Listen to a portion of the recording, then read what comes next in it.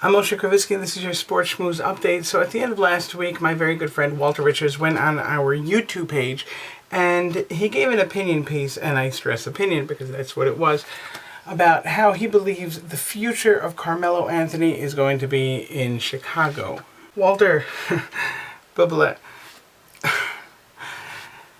So young, so young. I appreciate what you think about Carmelo Anthony going to the Windy City over there, but I just don't believe that the Bulls are going to offer him a deal sweet enough to get him to book that ticket. I think Phil Jackson, right across the Brooklyn Bridge, also would agree with me. And come July 1st, when, Anthony's going to be a free agent, he's going to take that little flare gun of his, put it up in the air, everyone's going to see it, and they're going to want to come and run and talk to him, right? But let's talk about that. So let's say the Chicago Bulls and the Rockets. They could both be very good fits for Carmelo Anthony, but are they going to fit like a glove? I don't think so. Not necessarily, and here's why.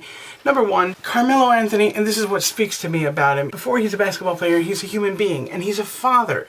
And he cares about his son very much and about his wife, and transition is difficult. And he said when he was younger, he moved from New York to Baltimore, and it was a rough transition for him.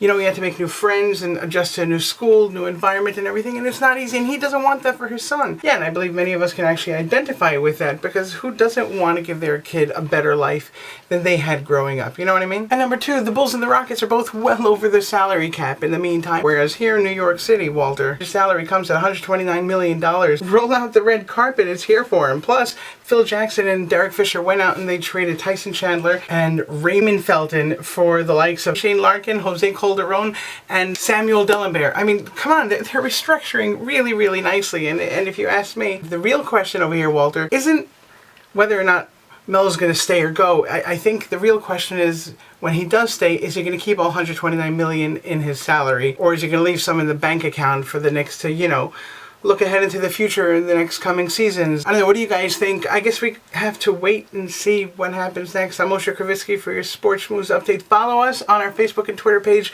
at SportzSchmooze, that's sports with a Z. Moshe for SportzSchmooze, out.